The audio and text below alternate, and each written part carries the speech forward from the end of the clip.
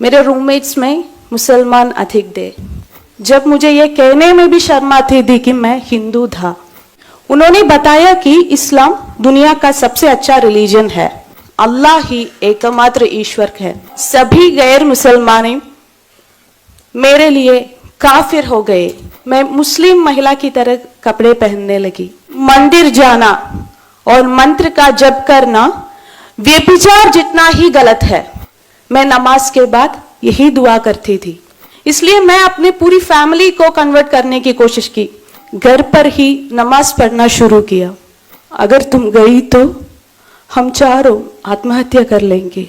मेरे दिमाग में ये शैतानी विचारधारा दी, गैर मुसलमानों का बात मत सुनो, फिर वे तुम्हारे माता पिता ही क्यों ना हो, सबको इस्लाम में कन्वर्ट करूंगी। मुझे इस्लाम नहीं चाहिए।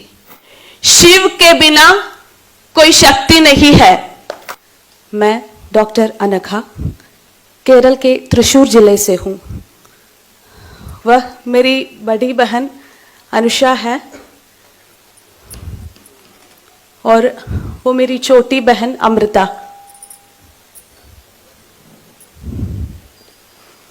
आज हम तीनों आचार्य श्रीमन मनोज जी के शिष्य हैं और आर्ष विद्या समाजम के फुल टाइमर्स भी है। मैं आपके सामने उस दर्दनाक अनुभवों को साझा कर रहे हैं जो हमारे परिवार ने 4 साल पहले झेला था। हमारा जन्म बहुत ही ऑर्थोडॉक्स ब्राह्मण फैमिली में हुआ था। बहुत छोटी उम्र से ही हम घर पर कई प्रकार के अनुष्ठान और दैनिक पूजा देखते हुए बड़ी हुई है।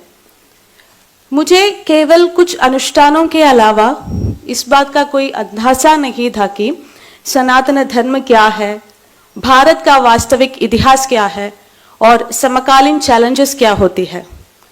यह अज्ञाता मुझे इस्लाम के गड्ढे में ले आया। मैं हर किसी की तरह अच्छी पढ़ाई करके, एक अच्छी नौकरी पाकर, अपने परिवार की देखभाल करके और एक अच्छा फिजियोथेरेपिस्ट बनने का सपना लेकर कॉलेज गई थी। लेकिन कुछ और ही मेरे इंतजार कर रहा था। यह एक ऐसा समय था जिसने मेरे जीवन का दिशा बदल दी। मैं अपने कॉलेज के दिनों में हॉस्टल में रहती थी। मेरे रूममेट्स में मुसलमान अधिक थे। हमारे बातचीत में रिलीजन कॉमन टॉपिक बन गया। सबसे पहले उन्होंने मुझे हिंदू धर्म के बारे में क्वेश्चंस पूछना शुरू किए। आप सभी ने केरला स्टोरी फिल्म देखी होगी। मैंने भी फिल्म में कैरेक्टर शालिनी उन्नीकृष्णन जैसे ही क्वेश्चंस को सामना किया है। मैं उनको किसी भी क्वेश्चंस को आंसर नहीं दे पाई क्योंकि मैं अपने धर्म के बारे में कोई जानकारी नहीं थी। ये क्वेश्चंस धीरे धीरे क्रिटिसिज्म्स एंड इंसल्ट्स में बदल गई। वे क्षण थे जब मुझे ये कहने में भी शर्म आती थी कि मैं हिंदू था। मेरे परिवार वालों को भी कोई क्वेश्चंस को सैटिस्फैक्टरी और क्लियर जवाब नहीं दे पाई। मुझे सिर्फ यही आंसर मिला था कि हम अपने पूर्वजों को बताने रास्ते पर चलते हैं बस। लेकिन मैं इस आंसर से खुश नहीं था। मैं इन सवालों का जवाब खोजने के लिए बहुत कोशिश की लेकिन सफल नहीं हुई। इसलिए जब मैं एक कंफ्यूज्ड स्टेट में थे, मेरे फ्रेंड्स ने मुझसे इस्लाम के बारे में बात करना शुरू किया। उन्होंने बताया कि इस्लाम दुनिया का सबसे अच्छा रिलीजन है। अगर मैं इस्लाम के बारे में क्वेश्चंस करते तो वे पूरे आंसर्स देते थे क्योंकि उन्होंने बचपन से ही मदरसा में उनकी रिलीजियस शिक्षा प्राप्त की थी। लेकिन मैं सनातन धर्म की बेसिक चीजों भी नहीं जानती थी। इसलिए मुझे उनके विचारों से प्रभावित होने में देर नहीं लगी। मैं अपने पहचान खोने लगा। तब तक मैं मानती थी कि सभी ईश्वर एक है और मानने लगा कि अल्लाह ही एकमात्र ईश्वर है।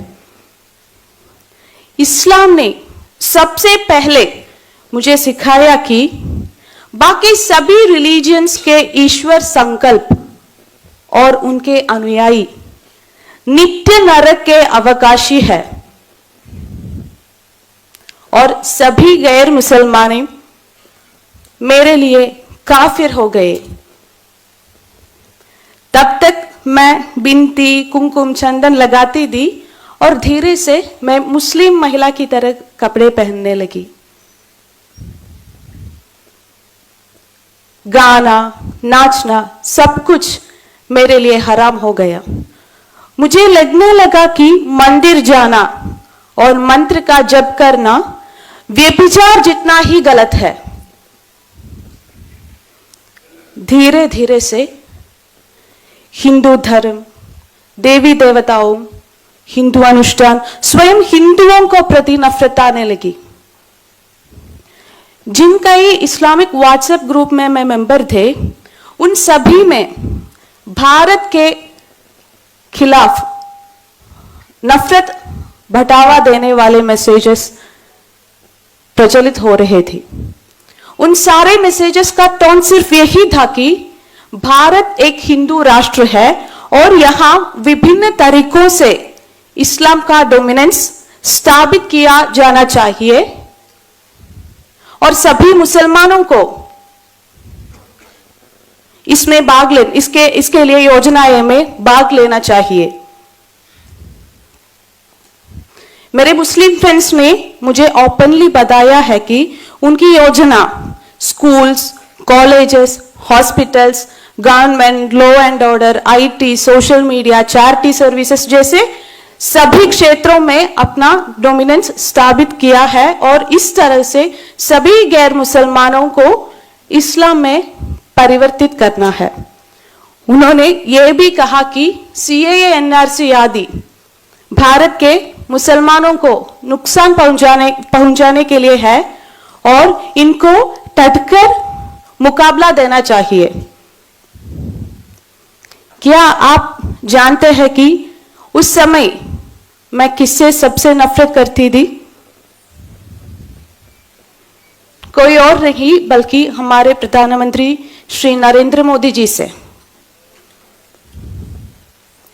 मोदी जी की योजना भारत के सभी मुसलमानों को निर्वासित कर इसे एक हिंदू राष्ट्र बनाने की है।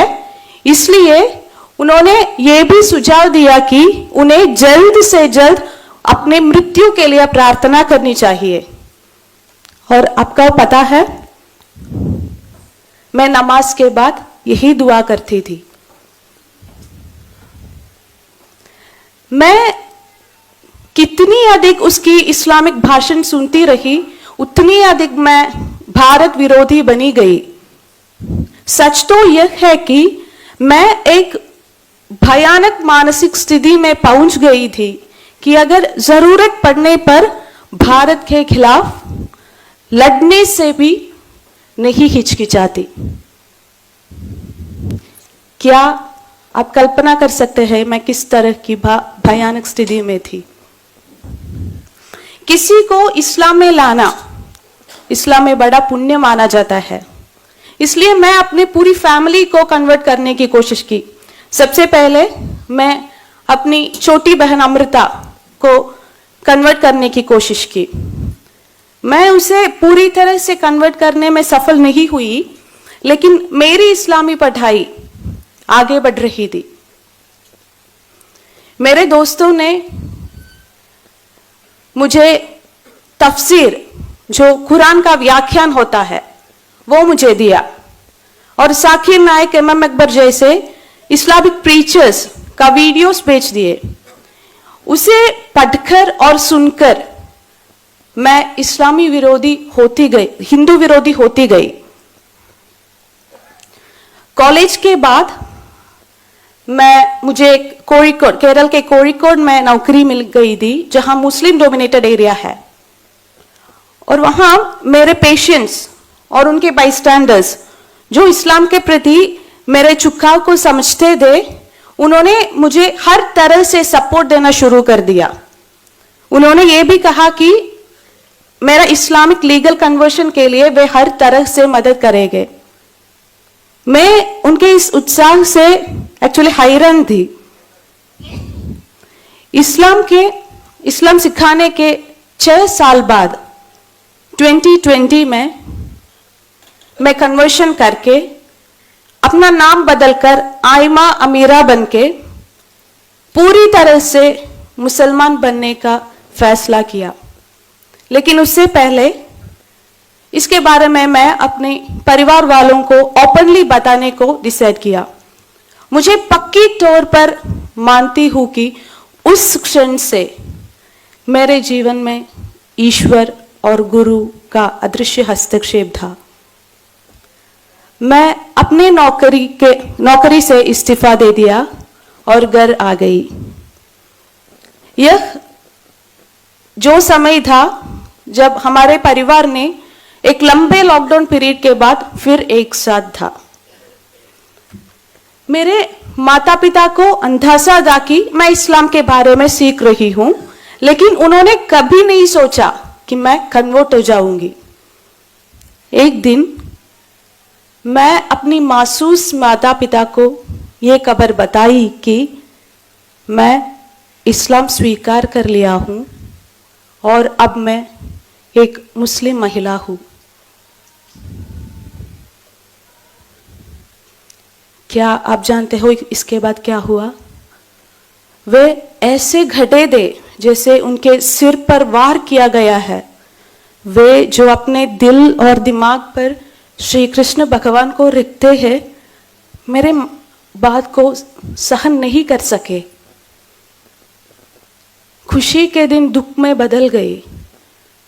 मेरे माता पिता मेरे सामने बैठकर रोते रहते थे। उन्होंने गाना बंद कर दिया। वे हर समय केवल रोते रहते थे, लेकिन वे मेरे फैसले से मुझे निकाल नहीं कर सके, क्योंकि मेरे क्वेश्चंस का जवाब उनके पास नहीं थे, इसलिए वे हेल्पलेस थे।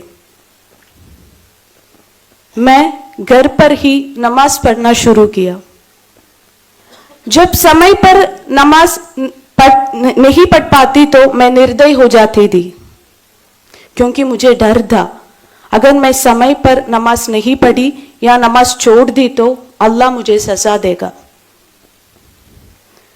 तब तक मैं चोरी छुपी नमाज पढ़ती थी, लेकिन एक दिन मैं खुलेआम नमाज पढ़ने को डिसाइड किया। जब मेरे पापा ने नीचे पूजा करते थे, मैं ऊपर नमाज पढ़ती थी। एक दिन मेरी मां ने यह देख लिया। वह टूट गई।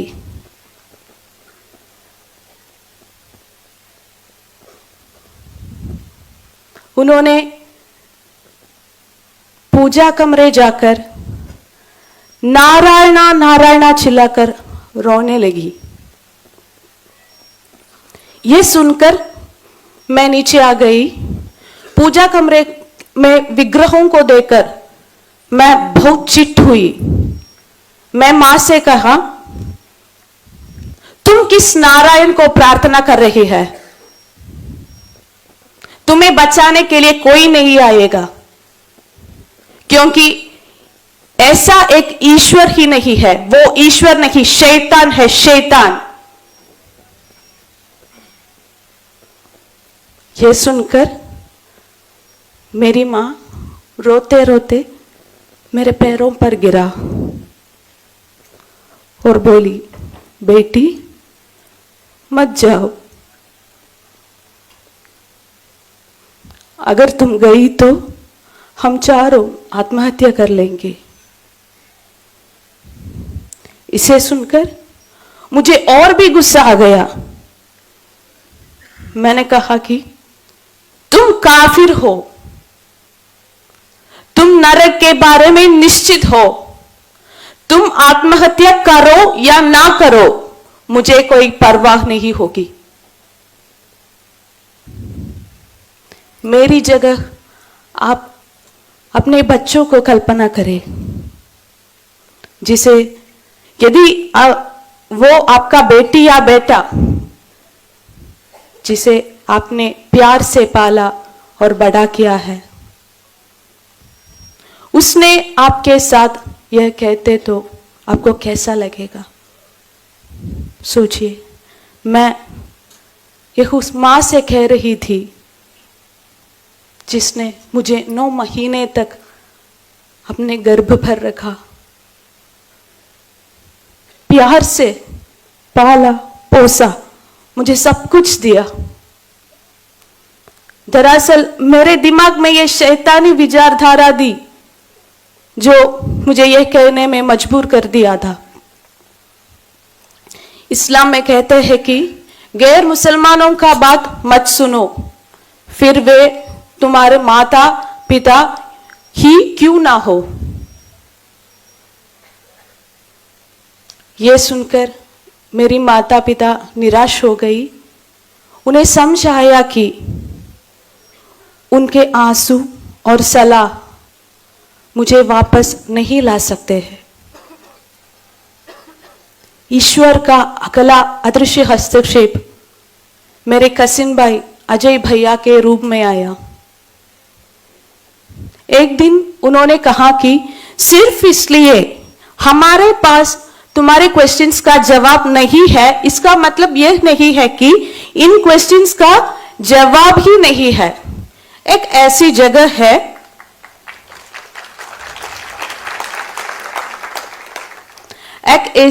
है जहां तुम्हारी सभी क्वेश्चंस का जवाब मिलेंगे। क्या तुम वहां जाने के लिए तैयार हो? मैंने कहा कि मैं कहीं भी जाने के लिए तैयार हूं, क्योंकि मैं इस बात में ओवर कॉन्फिडेंस था कि मैं किससे भी इस्लाम के बारे में समझा सकती हूं।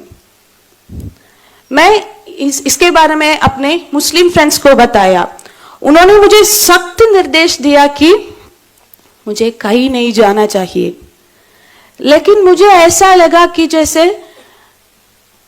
कोई मुझे अंदर से बुला रहे है, वहां जाओ वहां जाओ।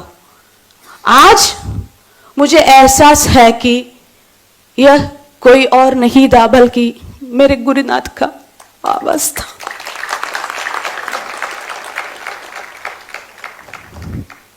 जैसे 26 अगस्त 2020 में इस गर्व के साथ मैं आर्ष विद्या समाजम आई थी कि मैं वहां से सबको इस्लाम में कन्वर्ट करूंगी।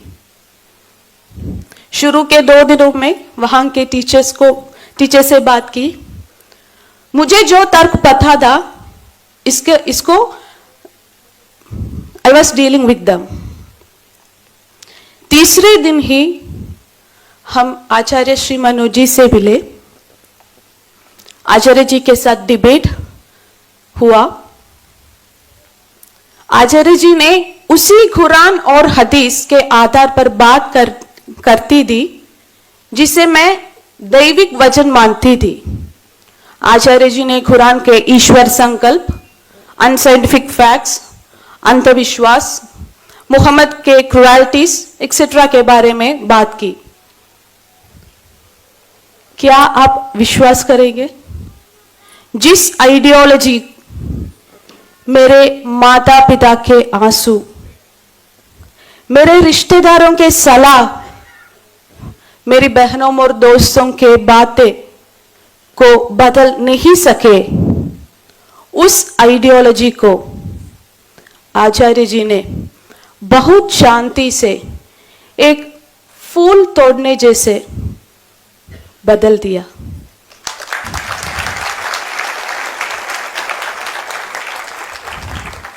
जिस विचारधारा को मैं पिछले 6.5 साल सच मानती थी, उसे आचार्य जी ने सिर्फ और सिर्फ 3.5 घंटों से गलत साबित किए।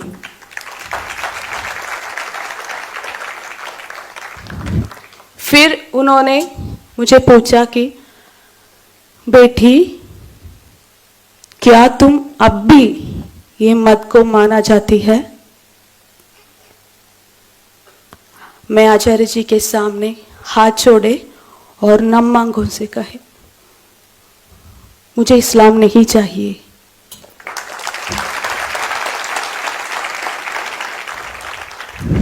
इस प्रकार हम तीनों आचार्य श्री डिजाइंड कोर्सेस आर्ष विद्या समाजम के कोर्सेस को पढ़ने शुरू किए।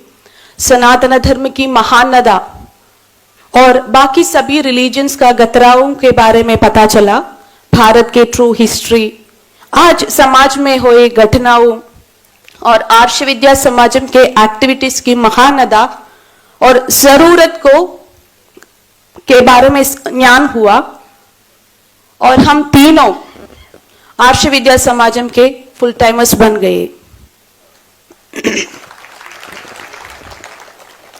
जब हम सनातन धर्म में वापस आने के अपना अनुभव साझा करते हैं तो कई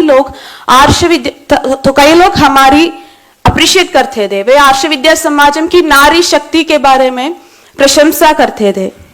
लेकिन एक बात याद रखिए, शिव के बिना कोई शक्ति नहीं है।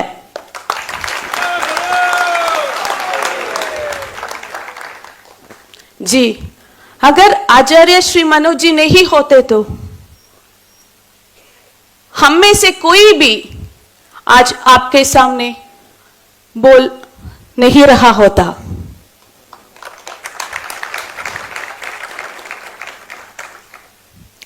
हम में से प्रत्येक उनके प्रति अधिक श्रेणी है। इसको चुकाया नहीं जा सकता, भले ही हम अपना जीवन उनके चरणों में समर्पित क्यों ना कर दे। क्या आप कल्पना कर सकते हैं उनका ज्ञान और प्रभाव कितना होता कि हम जो खुद को हिंदू कहने में भी शर्मिंदा थी, उन्होंने हमें सक्षम बनाया कि आज हम स्वाभिमानी हिंदू कहते हैं।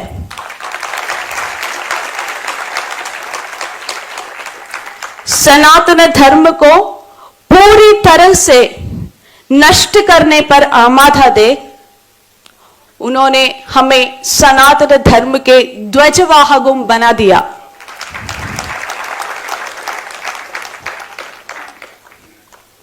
हम अपने जीवन का अंतिम सांस तक आचार्य जी और उनके मिशन के साथ रहेंगे। हम में से प्रत्येक आज की पीढ़ी का एक क्रॉस सेक्शन है। यदि आप इस बारे में सावधान नहीं रहेंगे, यदि आप नेसेसरी स्टेप्स नहीं लेंगे तो यह स्थिति जल्द ही आपके परिवार में भी आ सकती है। क्या हमारे बच्चों किसी रस्सी से लटककर और किसी चाकू से कटकर और किसी के फ्रिज में टुकड़े टुकड़े होकर खत्म होने के लिए है? कभी नहीं ना।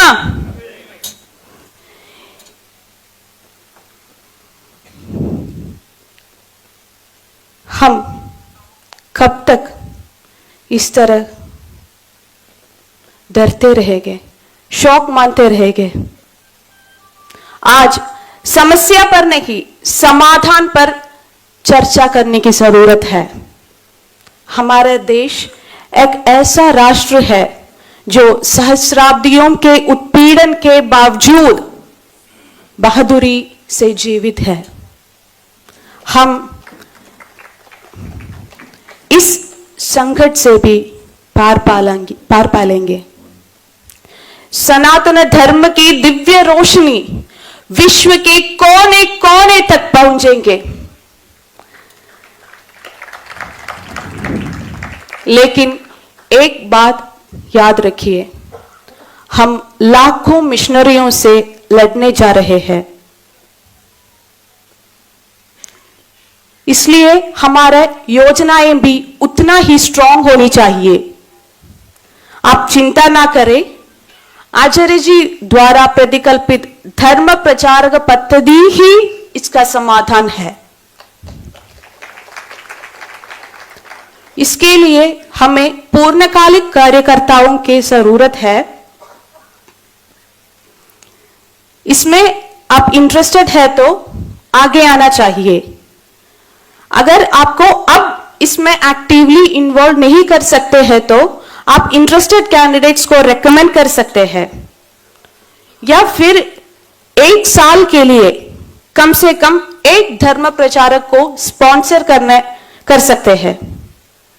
और ये करने में भी आप सक्षम नहीं है तो कृपया जो लोग कॉन्टैक्ट्स देकर मदद करें जो स्पॉन्सर कर सकते हैं। यदि आप ऐसा भी नहीं कर सकते हैं तो मेरा आप सभी से अनुरोध है कि कम से कम आर्ष विद्या समाजम के लिए महाराष्ट्र में एक सेंटर खोलने का प्रयास करें।